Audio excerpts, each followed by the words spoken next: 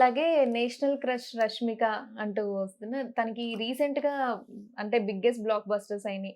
అయితే ఇప్పుడు ఈ మూవీస్ నుంచి తనకి రిటైర్మెంట్ తీసుకొని అంటే తను ఆల్రెడీ లవ్‌లో ఉంటుంది అని చాలా సంవత్సరాలుగా మనం వింటున్నాం విజయ్ దేవరకొండతో. పెళ్లి చేసుకోబోతుంది అని వార్తలొస్తున్నాయి. ఇందులో ఎంతవరకు నిజముంది సార్?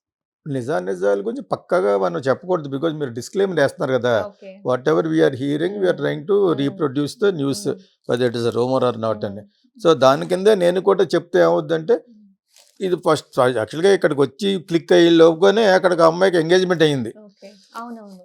హ్మ్. రిషబ్ శెట్టి వాళ్ళ హ్మ్. బ్రదరో హ్మ్. ఎవరికో మొత్తానికి హ్మ్. ఎక్కడ హ్మ్. చదివాను.